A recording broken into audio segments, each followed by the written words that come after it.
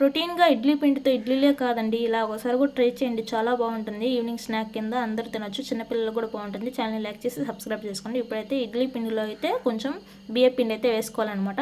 మీ దగ్గర బియ్య పిండి లేకపోతే డైరెక్ట్గా గోధుమ పిండి అయినా వేసుకోవచ్చు అనమాట. నేను 2 వేస్తున్నాను అనమాట, గోధుమ పిండి కూడా. ఇప్పుడైతే టేస్ట్కి సరిపడా సాల్ట్ అయితే వేసుకోవాలి, తర్వాత కారం వేసుకోవాలి, పచ్చిమిర్చి కూడా వేసుకోవచ్చు మీ దగ్గర ఉంటే.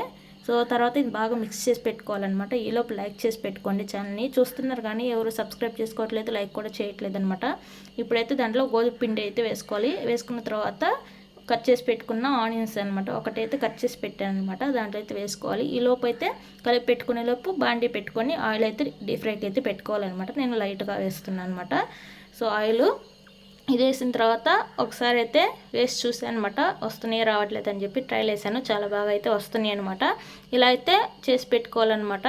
ఇక్కడ నేను వేసిన తర్వాత ఒక షేప్లో అయితే వచ్చాయన్నమాట. సో మీరు కూడా ఒకసారి ట్రై చేయండి. ఈ వీడియో నచ్చితే మీకు ఏ షేప్లో వచ్చే కూడా ఒకసారి కామెంట్ అయితే చేయండి. ఈ వీడియోని లాస్ట్ వరకు చూడండి. వీడియోస్ చాలా వరకు చూస్తున్నారు కానీ ఎవరు లైక్ చేయట్లేదు, సబ్స్క్రైబ్ చేయట్లేదు. వెళ్ళే ముందు ఛానల్ లైక్, షేర్, సబ్స్క్రైబ్ చేయడం మాత్రం మర్చిపోకండి.